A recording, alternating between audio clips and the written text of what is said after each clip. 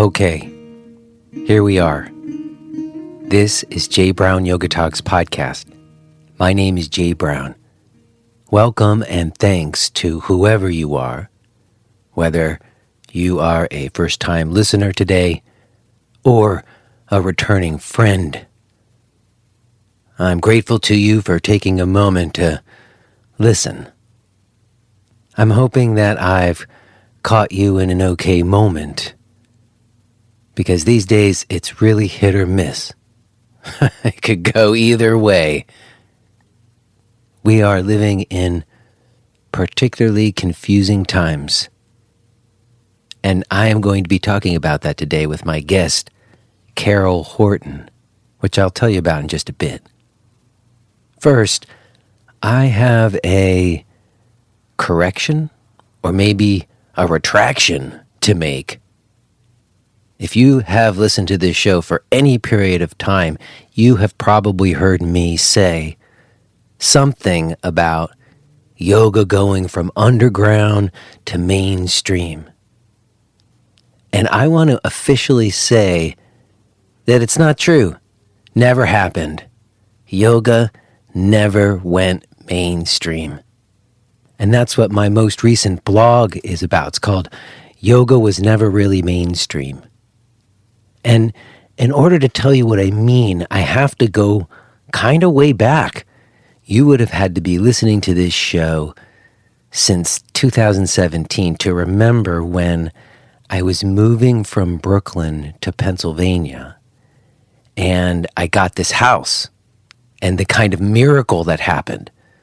It's a long story, and I'm not going to retell it now. You'll have to get a premium subscription and go back and listen to some archive episodes. You can hear me talk about it when it was happening. But long story short, I wasn't able to get a mortgage from the bank because after 10 years of owning a yoga center, I had successfully mitigated my tax liability enough that I didn't show enough net on my tax returns to meet the income requirement. Even though I could have totally afforded the mortgage, I couldn't show enough net on paper. Fortunately, there was an angel of a selling agent who saw me for who I was, took the time to get to understand my situation, and ultimately the property owners were going through a divorce, long story, but he convinced them to hold a mortgage for us.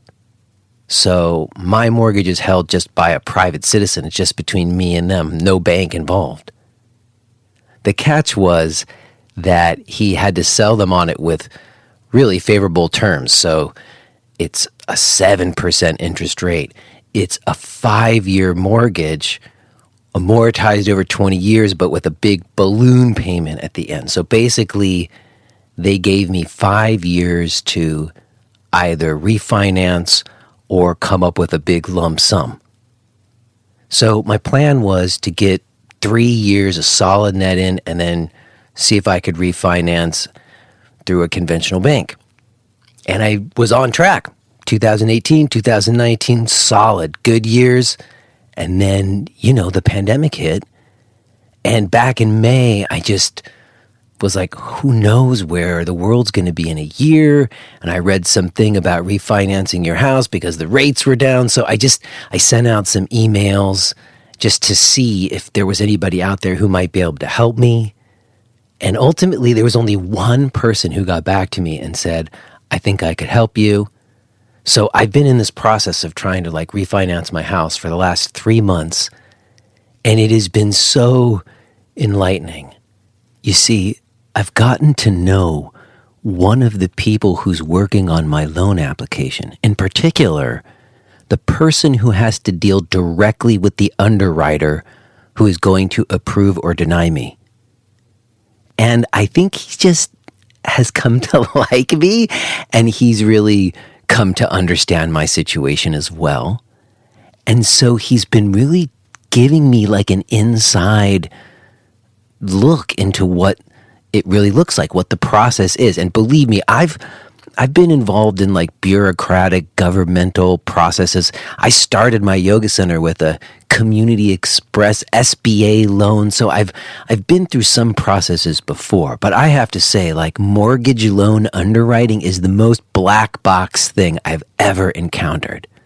Because basically, I've like met all of the requirements and they still haven't approved me yet. They've been making me jump through so many hoops and do so many extra things just because, one, I'm self-employed and they just doesn't look right on paper. And then here's been one of the big hangups that is really kind of incensing. Some of you may remember when the pandemic first hit, I applied for a bunch of stuff and I qualified for stuff, so I got some assistance. One of those was pandemic unemployment assistance, which was a special program that they made for gig workers to help them get some unemployment money. Well, I collected some of that, and because it says in my application somewhere unemployment, like to them, that seems like I lost my job.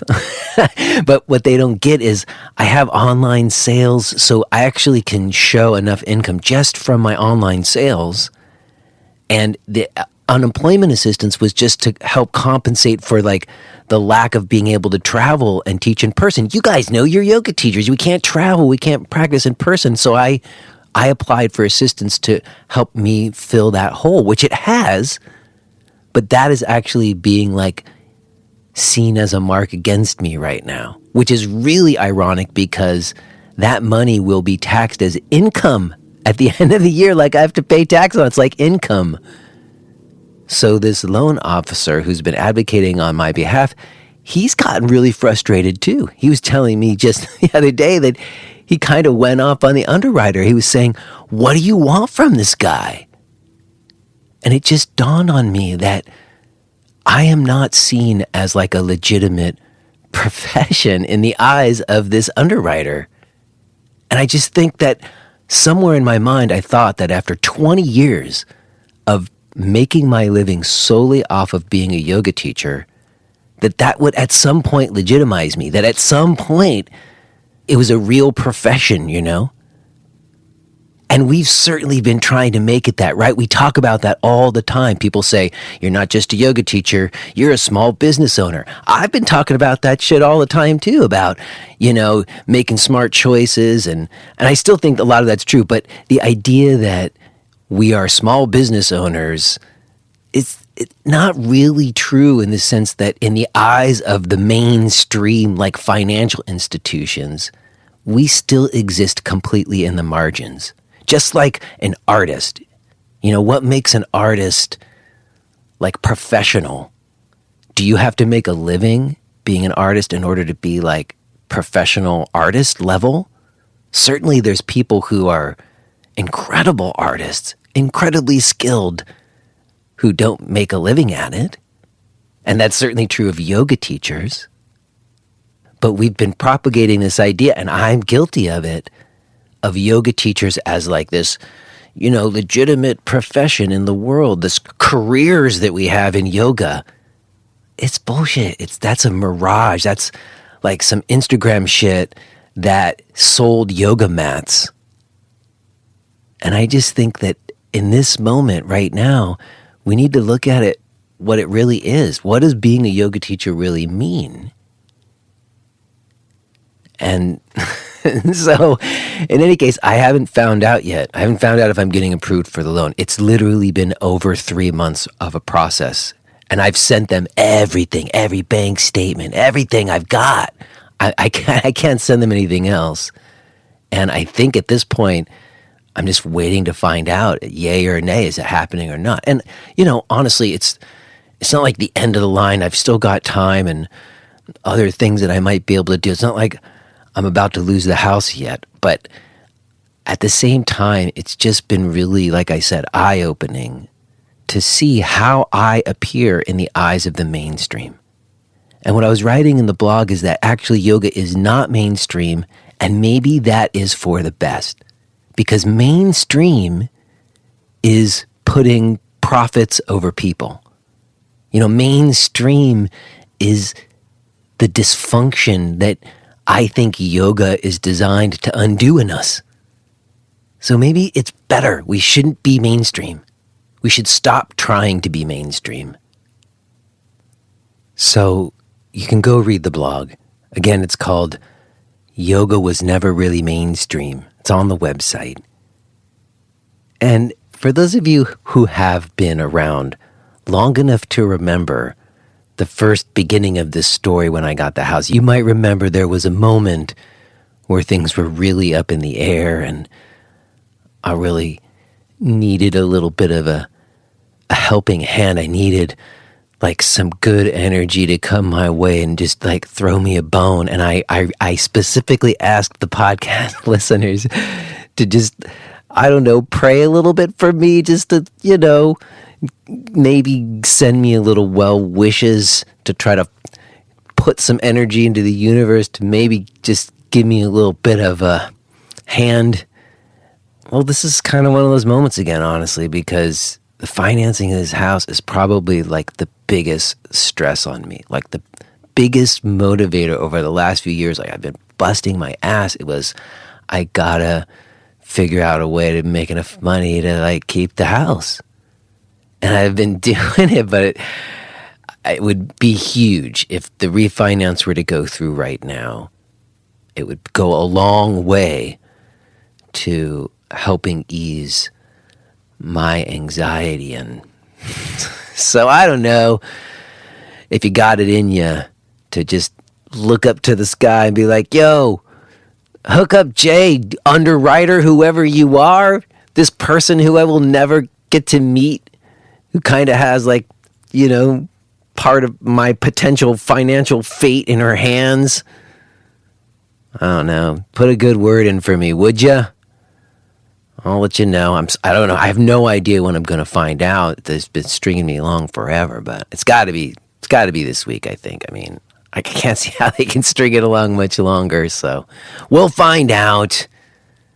And this is a fitting introduction, actually, to today's talk with Carol Horton.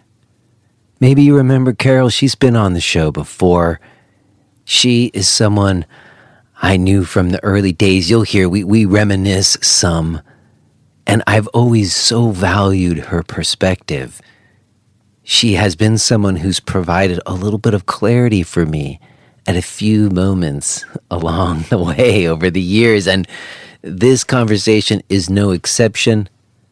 I specifically wanted to tackle some difficult topics with her, some politics, some about this idea of illiberalism on the left, as I was saying last week, if you were here.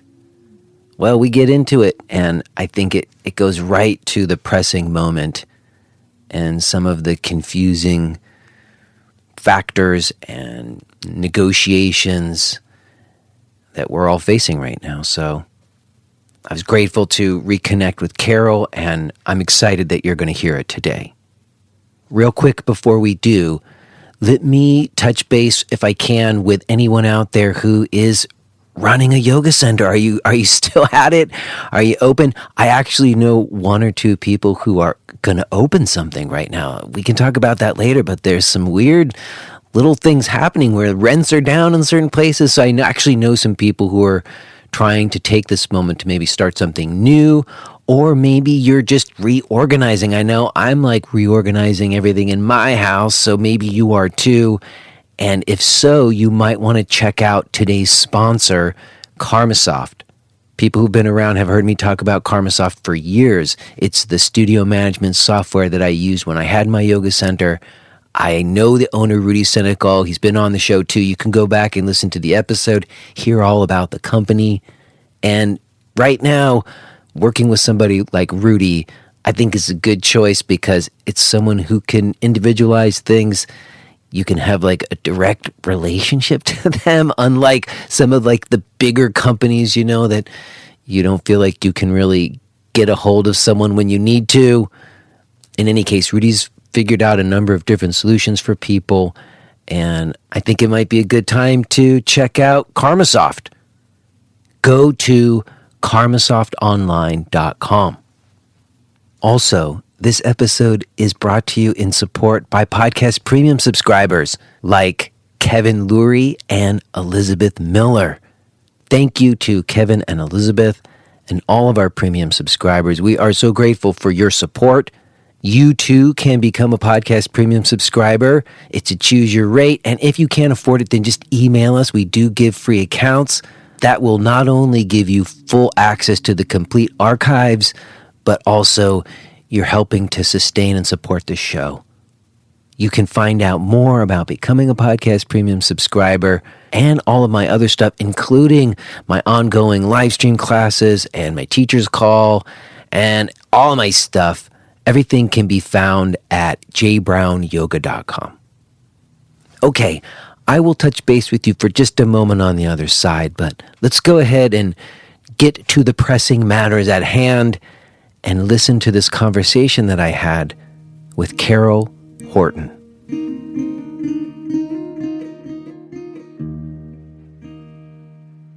Hello? Hey, Jay. Hi. Hi, Carol. How's it going? Okay. It's wonderful to reconnect with you. Feels like it's been a long, long time. It has been just a minute. Are you settled in and everything good? You good to sit and have a chat for a while? Yeah, I am ready. Cool. Well, Carol, it has been quite a minute since we last spoke.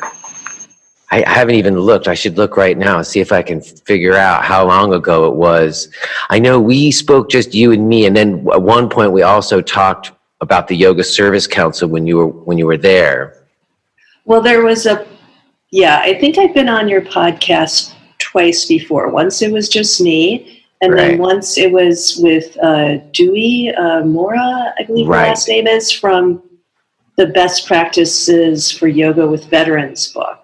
Right. That was the more recent one. So that would have been several years ago, because I think that book came out in 2017. I think that's right, because I just looked, and when we spoke originally, just you and me, and touched base, it was 2016. Okay. 2016 seems like the point that the world went off some sort of cliff into a different universe, or I don't know. I'm mixing metaphors, but I think you get the idea. It just feels like longer ago than just 4 years to me. I mean, it's funny that you say that, though, because we did talk in April of 2016, to be exact. And, you know, when we spoke, one of the reasons I was touching base with you back then was because years prior to that, I don't know how many years, several years prior to that, you had come to Brooklyn. You had stayed in my house. Right, which was super fun. I really enjoyed that. You were a wonderful host with Roseanne Harvey. That's right. And I spoke with Roseanne about that too, and she was on. And I remember you sitting in my yoga center, you know, in, God, I don't know, mate. I don't know what year that was, 2014, 2015, I can't remember. And talking about how there was a paradigm shift coming. Right. And you were like, you had the chart of the way it goes and the crisis.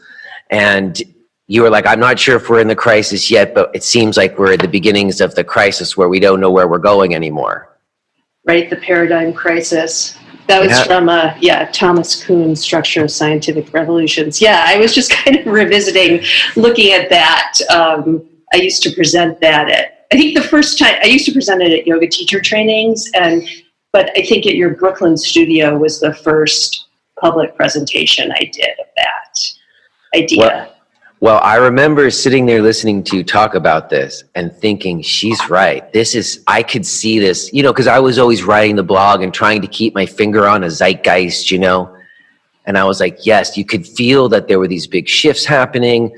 People who were once considered authorities were not considered authorities so much anymore. There was all these scandals even then happening, and you could just feel something was changing. Right. And then, it pretty much happened as you said it was going to, even before the pandemic. Way before the pandemic, yeah. I mean, I would say also it seemed to me it was signified greatly by the way the Me Too movement hit the yoga world.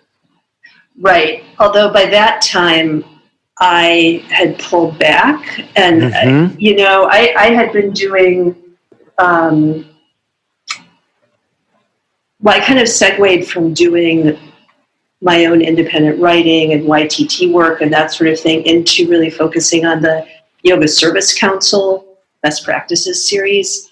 So I did the Veterans book and then the Best Practices for Yoga in the Criminal Justice System. And as I was marketing that book and helping with the distribution, I think that's when the Me Too stuff was really gearing up. And actually, I was not involved with it, but the next book in the Best Practices series is Best Practices for Yoga with Sexual Trauma or Survivors. I don't remember the exact title, but it just came out recently. Anyway, I was not involved with that book.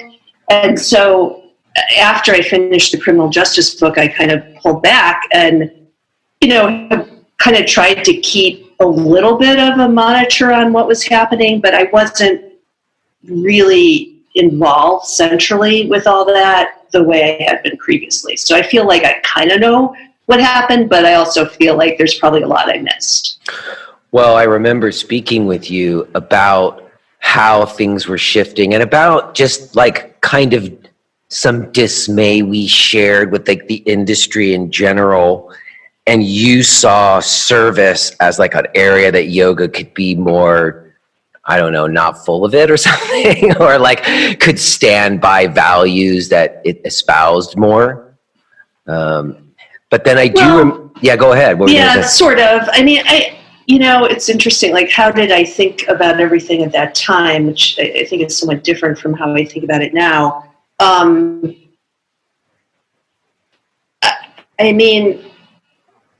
I guess I never would want to then or now hold up yoga service, which, we in the Yoga Service Council tried to develop a kind of particular understanding of what that means as sort of like the true approach to yoga or meaning of yoga or anything like that. I mean, it's precisely that sort of,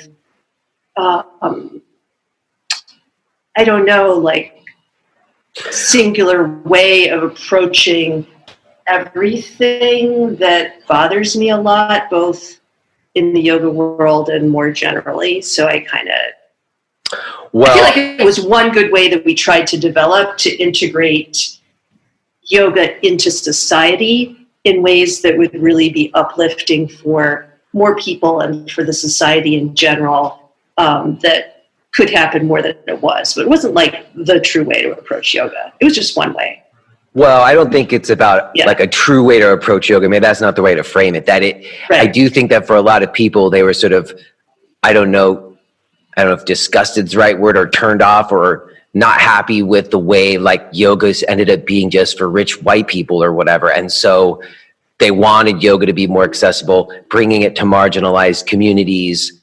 So becoming in a not-for-profit and going into prisons or whatever it was.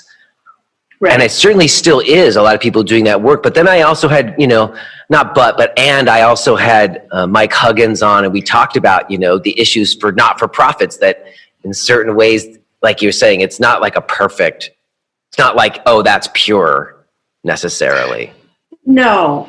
And there's a lot of difficulties with that world, both logistically, just in terms of organization building and kind of doing the sort of work that, I at the time envisioned that, I hope people would do. It's very difficult from a pragmatic standpoint to be up and running, but in a robust way, given finances and all that kind of stuff. But also, there are a lot of questions of ethics and values and politics that come up that are very important and hard to explore, because you're having to make these trade-offs between what do you need to do pragmatically to, say, gain access to teaching yoga in prison, and then what sort of messages are you really conveying? So there's like a whole critique from the left, which has the political left, which I think has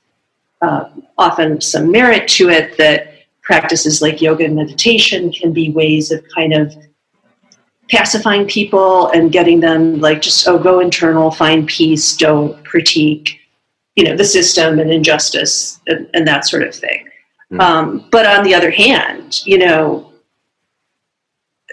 sort of framing things as, if you're not a political activist attacking these things, there's no value to what you're doing, and let's just dismiss all the incredible healing benefits that people get from this practice, regardless of what their view about, systemic racism or the mass incarcerations or anything is. You know what I mean? Like, don't dismiss that. It's a difficult territory to navigate under the best of circumstances. But then as everything has become so kind of, I don't want to say hyper politicized, that's what comes to mind, but just kind of more black and white thinking. That's what I was kind of complaining about before.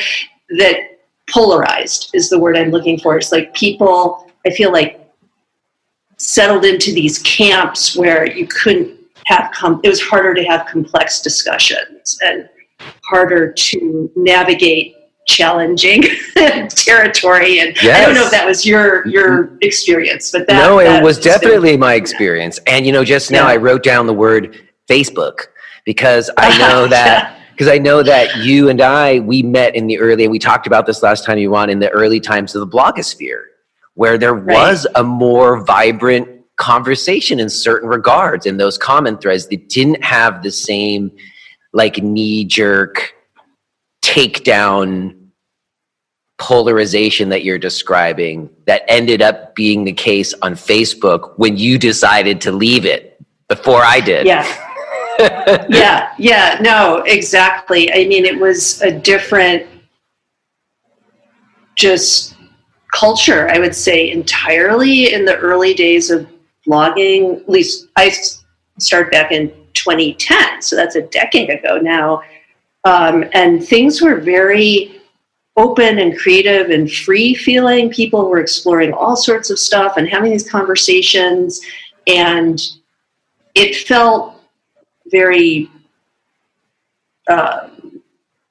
safe is quite the right word, but I felt like in the yoga blogosphere, it was kind of this subcultural niche where the people who were in it shared certain taken for granteds about why this was important, why they cared about it, how to kind of approach discussion that for a while, I think, allowed people to be quite open and honest and questioning and exploratory in their online discussion with complete strangers from all over the world, but that really changed. Well, I felt free to say whatever. I don't know. Whatever. Yeah. I was and I look back at things I wrote down, I was like, oh gosh, but I certainly wasn't censoring myself at all.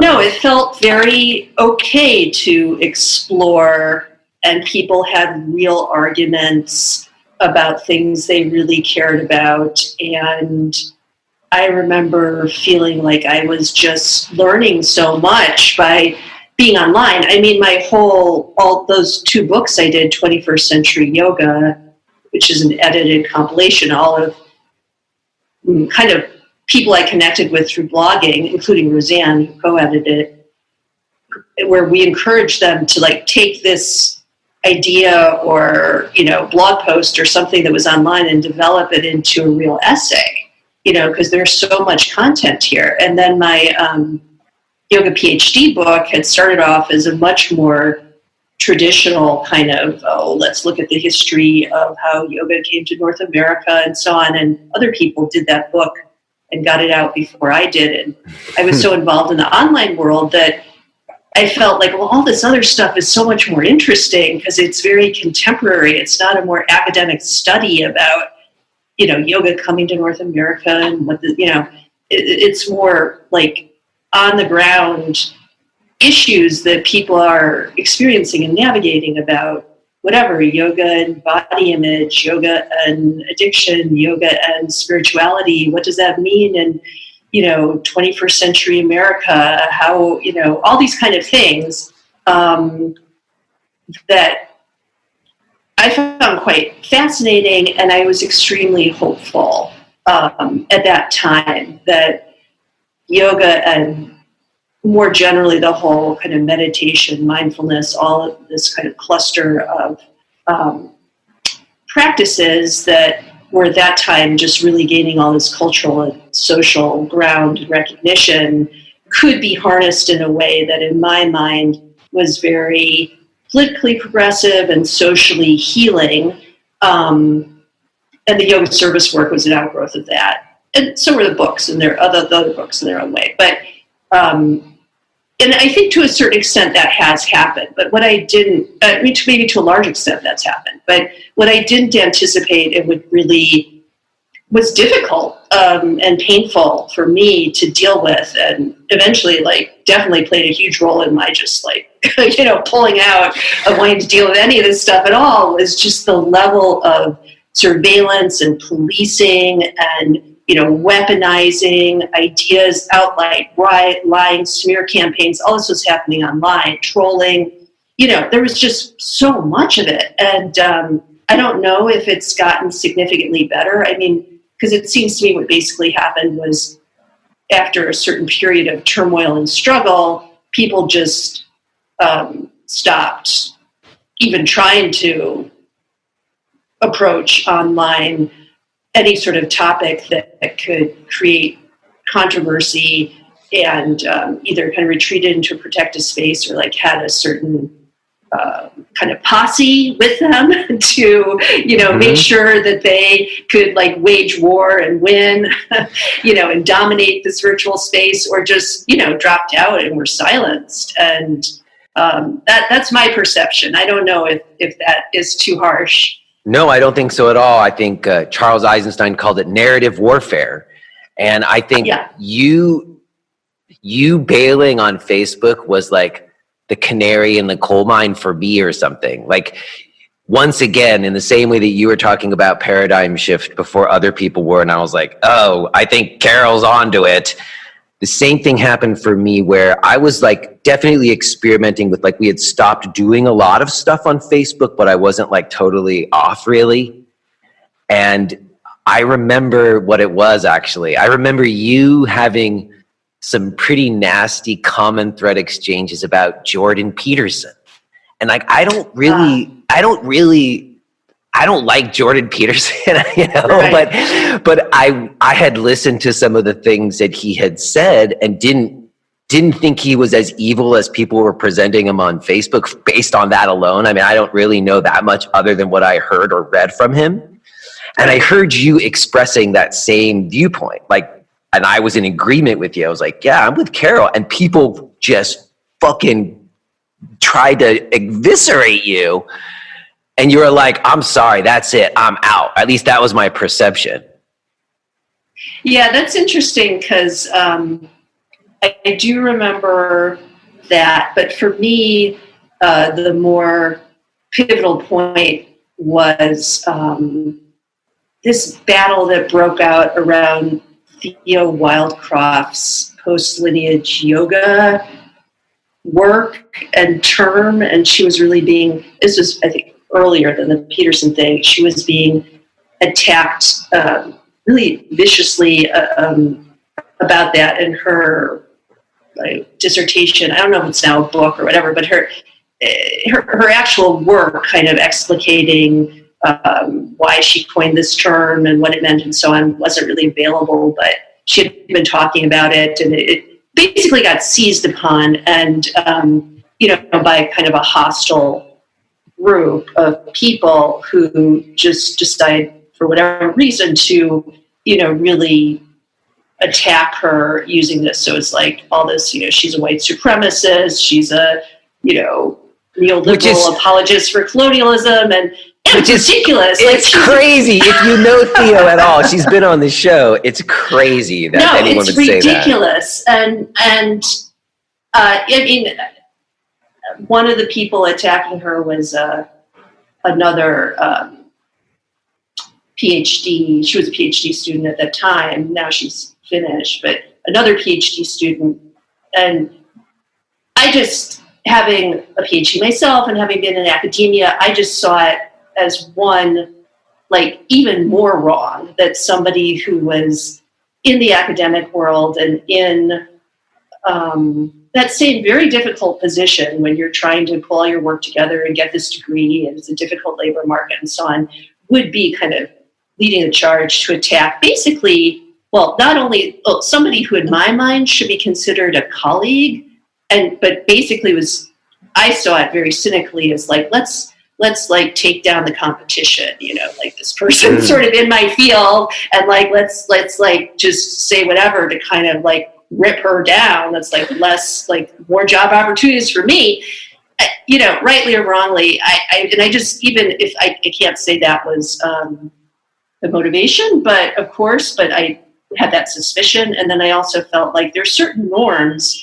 that you should by this time have internalized, which is like, you don't make up shit about other people's scholarship and then push it on social media in a webinized way. If you yourself are doing the same thing, you should not do that. I was furious, like C-red, furious. It just really pushed my buttons. So even though it wasn't my fight, I jumped in, and wow, was that bad? And then, other people who jumped in, and, it kind of spread, and it was just like a whole chain of things. And that was really at the point where I was like, forget it. This writing about yoga, I think I wrote one more blog post after that, kind of things that calmed down, talking about how, the problems I saw with the way the discourse was becoming so kind of denunciatory and like, polarized between these kind of self-appointed saviors of true yoga, whatever way it was understood, and everybody else who was kind of, horrible in, every conceivable way, and we got to destroy you, and, just countering that, and that got super attacked. And so I think by the time I got to the Jordan Peterson thing, I was already like wanting to not write about yoga anymore, because the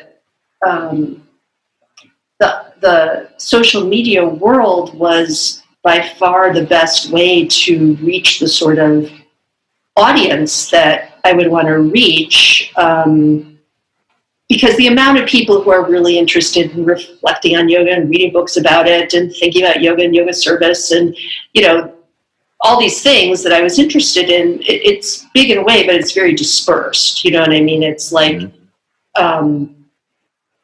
this was the best way, the online world was the best way for those people to find each other. And if I felt like the online world was just not worth the kind of, hassle is understating it, sort of the poisonous vitriol. It's not hassling, it goes to like abusive. I think that's abusive, the difference. Yeah. That's the difference. Yeah. Like in the past, like when we first met each other, you would go on and you would write another blog about how you disagree with Thea Wildcroft and why she wrote this term. Or, you'd write your view, or there would be a comment thread about that, and there would be a debate, and there'd be disagreement. But there wasn't this like, okay, everybody, this is where they're teaching.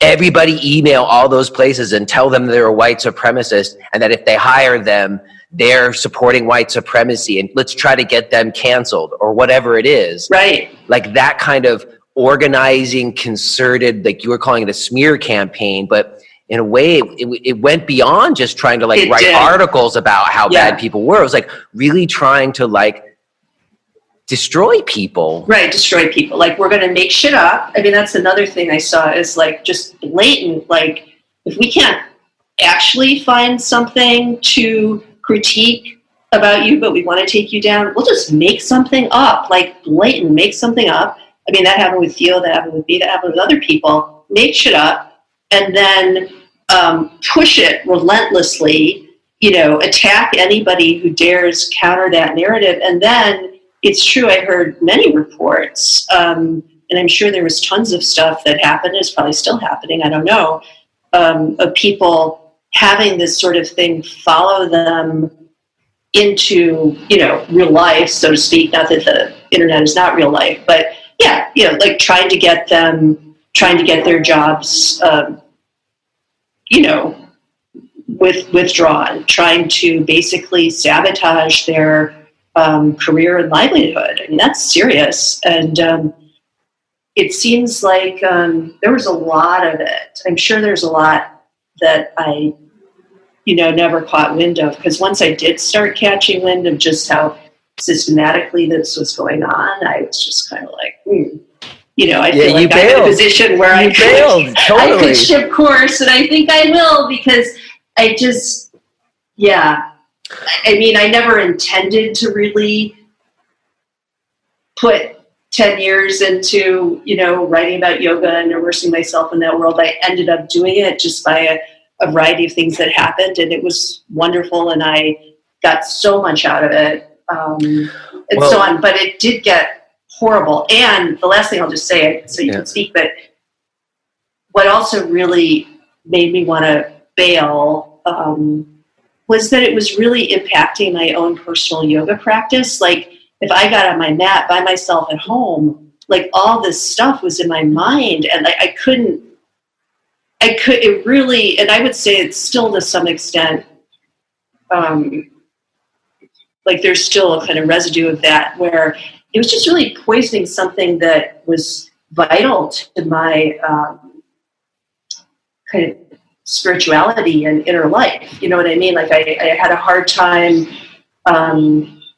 keeping my practice protected from this kind of onslaught of negativity I saw in this yoga culture that had, only a short time ago, I had like enormously high hopes for being something that was going to like bring, greater spiritual depth and, physical, mental, and emotional healing to the wider world. And so it was just very ended up being a whole bunch of toxic trolls coming after you on Facebook. Yeah, pretty much. Well, what was really, I guess what was most confusing, and maybe still is for me, and one of the reasons I wanted to talk to you today is that I kept coming up against it. Like, I eventually left Facebook, but after you, but I have this show, and, I did this show because I wanted to try to keep hold of real conversation, nuanced conversations like we talked about we used to have in the old days more. And I felt like this was a perfect medium to do it. I'm not going to censor myself. I'm not going to write questions. I'm going to ask people real things that I really want to talk about and say things that I really think. And we're going to let it be open and raw and radically transparent was the words that I used. Right. And as things morphed, as you were saying, and like the narratives and the dialogues became more polarized, and there became this kind of narrative war culture happening, I found myself coming up against it again and again, where like people would come after me. I'd get these like massive amounts of emails about this or this. And I was like, okay, I'm going to use this as a learning experience, and I'm going to be transparent. I'm saying, okay, I heard you, everybody, and I'm going to be better and do better, whatever, like to try to make it a public learning. Right. And at a certain point, though, it became impossible. So I just started avoiding certain things.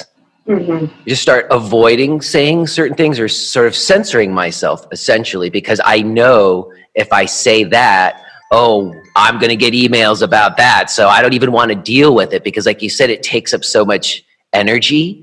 Right. And a lot of times it didn't seem to me to be like real debate or like disagreement, just like people mad and attacking me. Right. Like not even listening to what I really said sometimes, like picking out like a phrase or words that I used and like attributing all this stuff to it. Right. So in any case, it really came to roost right before the pandemic hit. In January of this year, Christy Rowe published her article about Mark Whitwell, which I knew was going to happen. It was so confusing. I'm going to have just so you know, like I've scheduled a talk with someone to talk about that specifically. I've decided to pick it up again after all this time. But like you, I had to like put it aside. Like I couldn't go there because of what was happening, where things were so distorted and people were saying out and out falsehoods about me. And what was confusing is that I supported the cause. Right. Like I support women speaking out against abusive men who use their power to do that. Like And I definitely think that yoga teachers should be held to account for their behaviors and should have ethical standards that they hold themselves to. So I really wanted to be part of that. But for a range of different reasons, I got labeled as an enabler, and people really went after and tried to cancel me. Okay, so I wasn't really aware of that part of it. Like I did, because as I said, I haven't been following as closely, but I do remember, I believe I read that article, and I do remember the Mark Whitwell, and I whatever controversy, I don't know what the word is exactly, and I knew from the past that he had been an important teacher of yours. And so I did know that you were pulled into that, which, made sense given your platform and so on, but I didn't know about the extent of the blowback. Yeah, people really, especially after I was continuing to be transparent and try to say, work through, again, to hold true to why I did the show in the first place.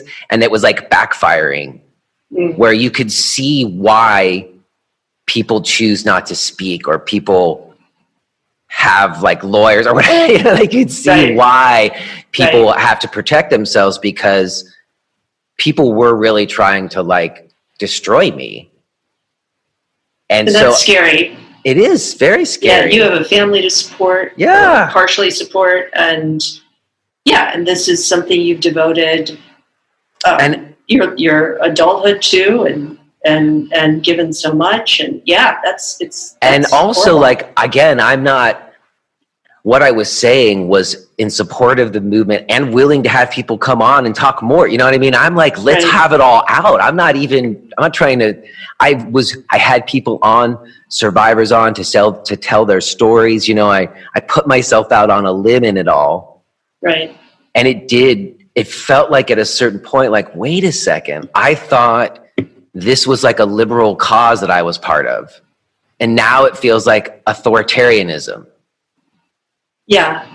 I mean, there's been a lot of that, right? And it's not just in the yoga world, but more generally, and it's terrain that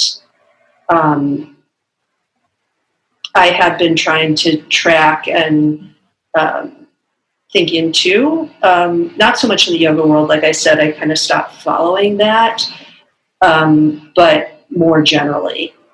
I think there's some, there's a variety of things going on. I try to think what is this? But in general, I think just as an observation, I think this kind of hard-edged, weaponized polarization is something that's happening across many different issue areas and many different political sort of camps. You know what I mean? You have right-wingers doing it, you have left-wingers doing it, but the kind of impetus to band together. If you are hearing this message, then you're listening to the free version of J. Brown Yoga Talks. To hear the rest of our conversation, please subscribe to Podcast Premium at jbrownyoga.com/premium.